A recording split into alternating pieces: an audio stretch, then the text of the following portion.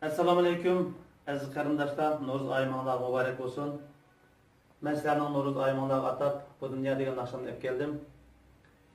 Biz bu dünyaya 4 günlük mihman.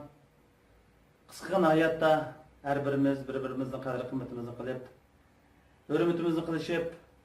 mehr muhabbetlik qarindoshlardan bo'lib o'tishinglarni hem turmushda, xizmatda yaxshi natijalarni qo'lga keltirishinglarni chin dilimdan umid qilaman.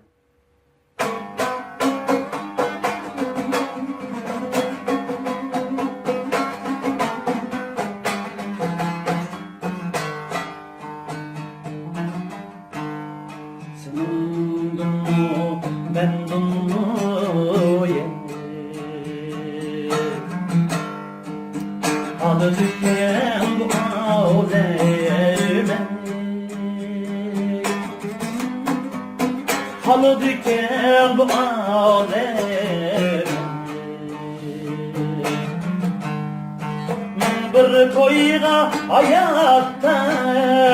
ey salı diken bu alem salı diken bu alem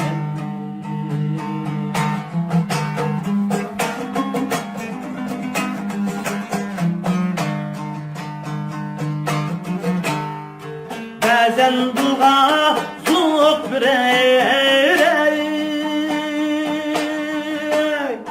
Hoş aramlı çaldırıy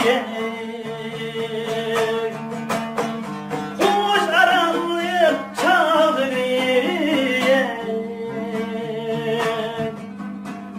Şatlığı dundu hayatım ey kökkendet Kökenden remdiriye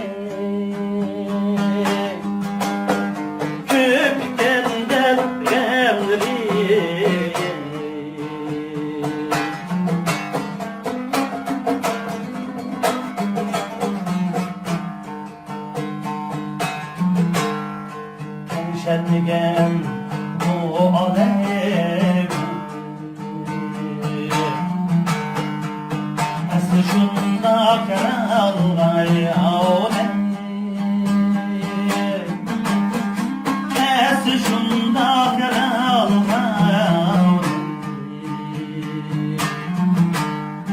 Tensizliğe destdi ey bir vafa dep atalgay bir vafa dep atalgay Tensizliğe destidir ey bir vafa dep atalgay bir vafa dep atalgay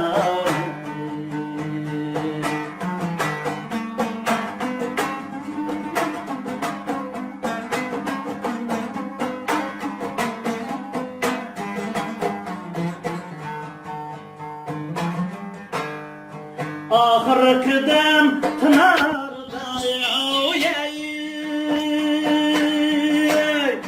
kadrige yetmiyiz kadrige yetmiyiz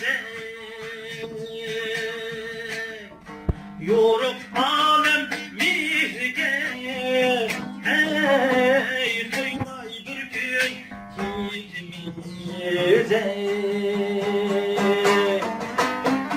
koymay bir gün kitimize